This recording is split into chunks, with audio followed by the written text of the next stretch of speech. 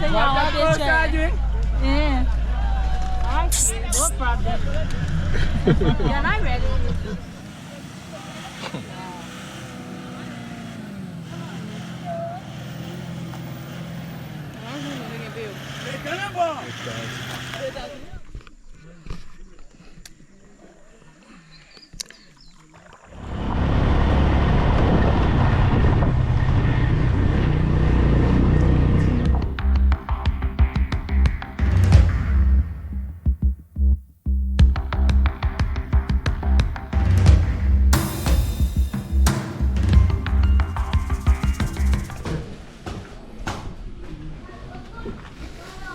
Hey guys, we're gonna be taking you with us on this journey to Bopolu County. We're gonna be taking you guys along this journey to Gbarpolu County, where we're gonna be having a children's party. We're gonna be having a party for the kids up there. It's like 8 hours drive.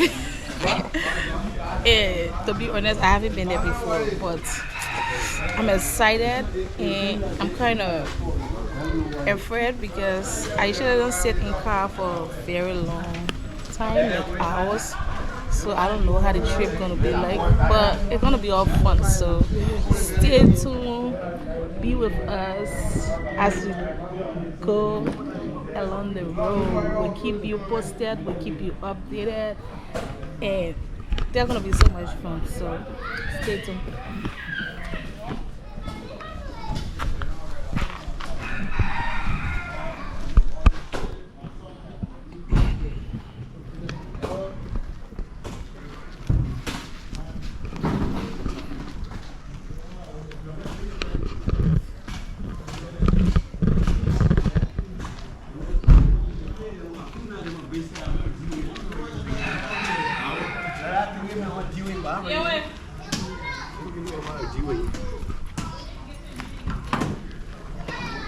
No.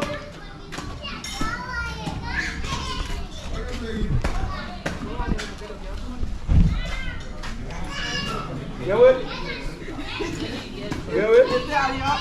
Get it? Yeah. Na bugema. Bugema nunge abo. Inde pishi ne money. Pay all my money.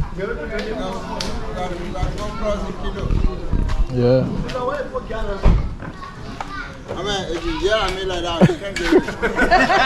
Mama, you play. Now you play. I swear you're not going outside. I will add a real rebel today. You will not go outside. And you are all rebel. And you are all rebel. MP.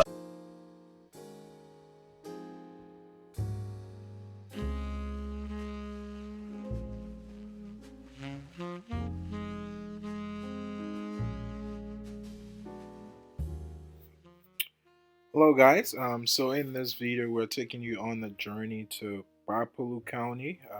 Bopolu County is a county in western Liberia and originally was part of a county called Lofa County in the western part of Liberia, but towards the end of the administration of former President Charles Taylor, we gained county status.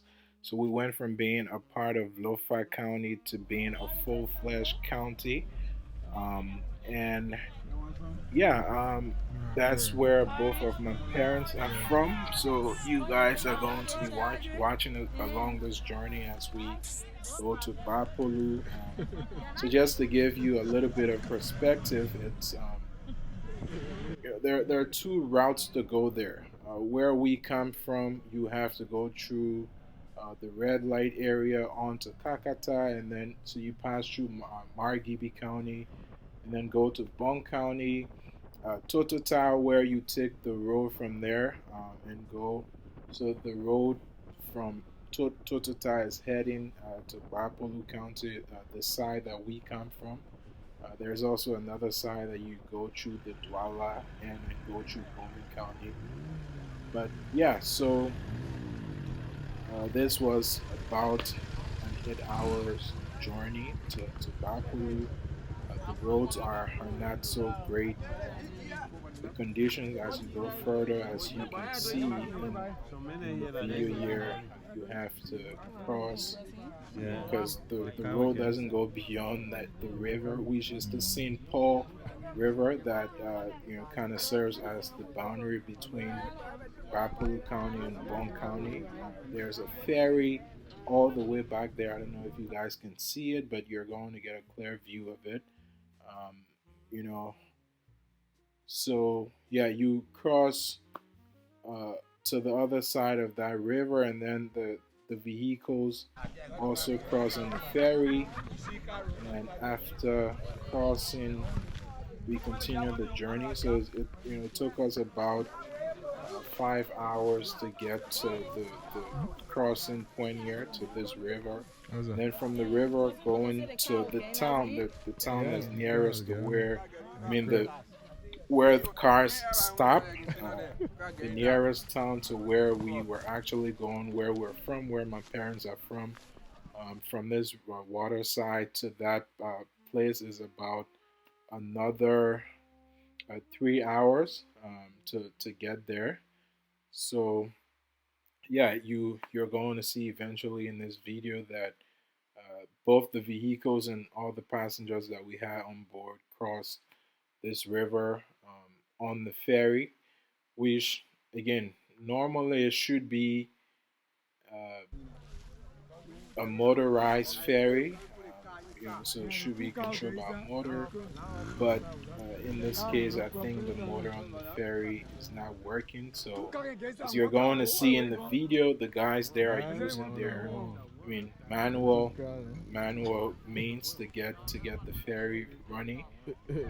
So you're going to see them at a point pulling the cable, which is getting, which again to me, is just mind blowing because we had two trucks on there. I mean, two heavy duty vehicles.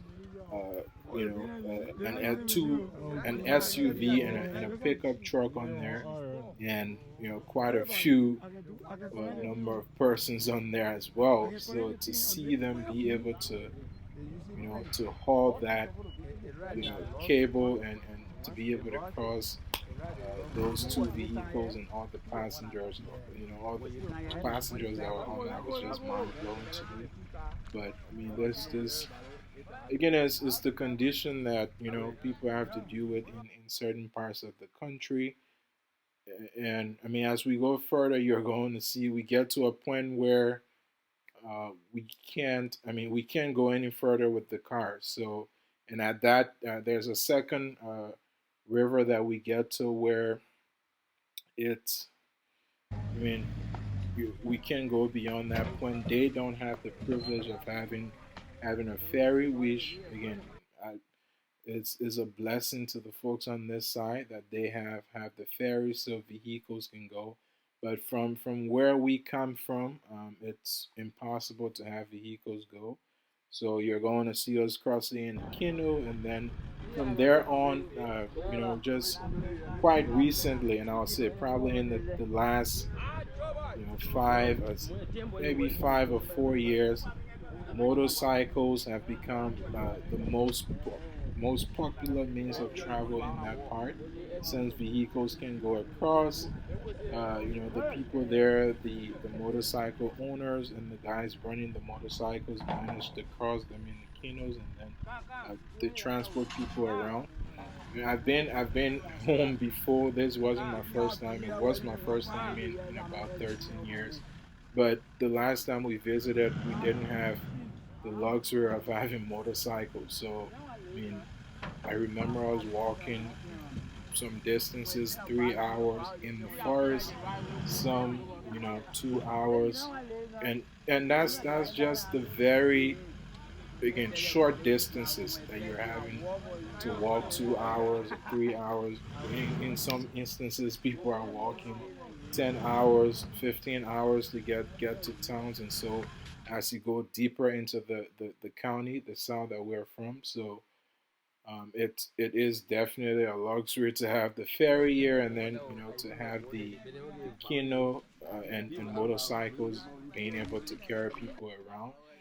So yeah, I mean we again as you are going to see everything. And just what I was talking about, as you can see right before you, there's a wooden canoe right there that is made locally, and that's the means that they use to cross the motorcycles across the river, which again is still, I would say, even on this side that you're seeing currently in on your screen, it's still the most popular means of travel, because not everyone, I mean, you know the majority of the people don't have cars in this part.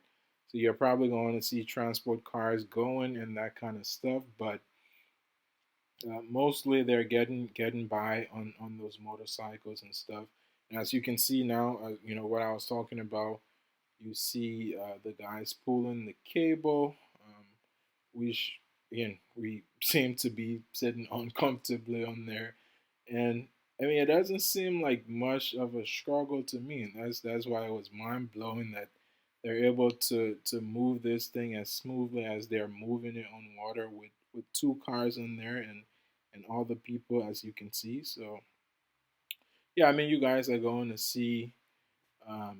At the time we got to our final destination, it was already late, so we didn't show much after we arrived at night. But you are going to see all the way to the water side, crossing to our final destination in the canoe. Um, you are going to see, Jenny and some other folks making their way to the town. And then, we have more content coming for you guys. The next day we had a massive celebration with the people. So, I mean, the intent was, to mostly have party for the kids, but we had a massive celebration with everyone. It turned out way bigger than we had envisioned, or we had imagined it would be. Which and it was awesome to to be home to see the love and just the warmness of the people was just overwhelming. So I mean we definitely enjoyed our time there. So you guys are going to see those footages coming up in the next video. As you can see here, they're one of the vehicles getting off the ferry, and yeah, but in all, it was again an amazing trip. I wouldn't trade that time for anything. And the fact that we decided, we left the U.S. and decided to go spend time with our people, to go back to our roots. My dad was very happy that we made that decision. I mean, we came. Usually people would want to spend their vacation, probably partying or doing something else. Because I mean, usually when we leave the U.S. on the average, I know there are people that go for 3 4 months, but on the average, most people go for 3 weeks to a month. And I mean, when you're on vacation, you all can bear me witness. Time goes by really fast. So to be able to take out that time, he really appreciated it, and I mean, I think we appreciated being there even more. As you can see now, we've crossed the river. We're on, the sort of rocky road. It is forest road is just one way. So there, the first vehicle there. There's our other vehicle with folks we have in there in front of us, and then yeah, 3 hours later we arrived in the town. This town that you're seeing in the picture is the nearest town to where we're going. So this is the furthest that cars can go. So yeah, we got to this town and just went around to kind of greet the people. They're family people because again we're really close as far as where we come from. So they're family people. So my dad and I are in from there walking. together. So we, stopped and said hi.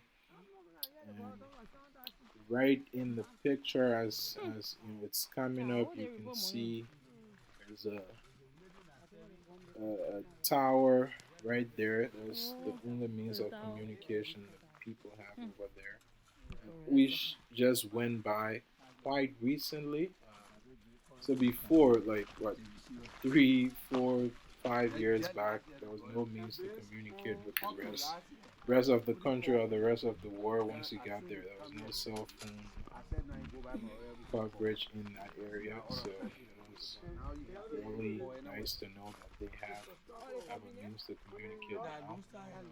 My uncle there in the picture just explaining to us that the tower just went to that area. So,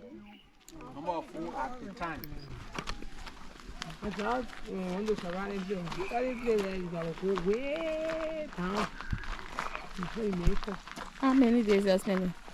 Not like next I come. Well, we just I said, me already going to bury me. For me, my new husband will be there. We're going to bury another time. The time he grew up in that town. And then you all have to be house and all that. Oh wow. How we slept. Oh wow. Mommy already there. Oh, they're coming from the same time, eh? Mommy related us about it? Yeah, mommy related us about. No, that's about mommy related in Papa. Yeah. And I Uncle John. I a small brother. Small brother. So Papa. Oh, la mommy, pa, small brother, be so papa. Yeah. Oh, Mommy, pa, small brother. Not the one I grew up with. I'm not saying you grew up. Thank you, Kula, or Dere. Maybe like a Kula, mommy, pa. Mommy, pa, Kula. Oh, you mean, Miss Dere? Now, mommy, I got a baba, Dere. Oh, Yeah. hello. Hello, mommy. How you doing? Happy New Year. I didn't face him carry. Oh, Fufu.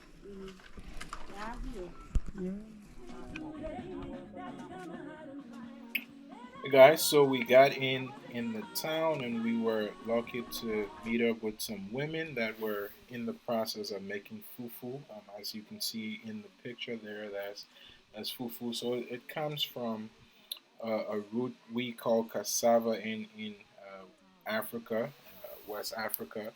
I know it's called here in the West yuca root. That's what it's called. So yeah, they were just going through the process with us, what they do to be able to make the fufu, and the lady there was telling us. So you see them peeling the cassava. So what they do, they peel it, then I think they beat it and put it in the drum. You can see the blue drum there in the background.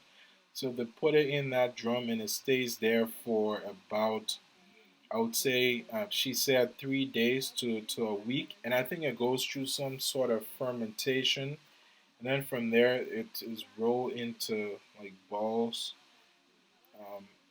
and they sell it. But I mean, before being rolled into balls, I mean, it's going to be the folks that go and buy it from them in wholesale, and then kind of parcel it in smaller sizes and sell it on the market. So yeah, we're able to see that process, and after that, I know you can see on your screen, we left that town and got on our way. As you can see in the video, we had to cross another river, as I alluded to earlier, and just a little bit of information here. So my uncle was explaining to Jenny and them that so this river originally wasn't. I mean, you can see the color of the water is not the regular color. There has been illegal mining, illegal gold mining going on. I think there are some Chinese that went in there and took heavy machines, dredge, and some other stuff, and they're doing illegal mining on that river, which caused the river naturally wasn't this wide, but because of the illegal mining, the river overran its banks, so it got way wider than it was. There was a bridge on there that got broken, So before, when the bridge was on there, cars could go a little bit further than where we stopped because you were able to cross. But again, as a result of the illegal mining, a temporary bridge was on there, and they were in the process of building a permanent concrete bridge. But the original measurements they didn't suffice because the river got wider, and that project didn't go on as planned. So my uncle was just explaining that. But yeah, I mean, after we Jenny and them got across, I stayed back with my dad. There were a couple of things we had to do, so they went ahead. It was already getting late, so being that it was her first time, and she took older sister was with her, her sister-in-law, which is is on who is on the bike with her. It was their first time to to be you know I guess in that part of Liberia, so we wanted them to be the first to get to the town. I mean, there were several other motorbikes, but my dad had to stay back to go, you know, greet some people and go through some other formalities and stuff. And I stayed back with him. But yeah, I mean, as you can see in the pictures, the road here looks okay.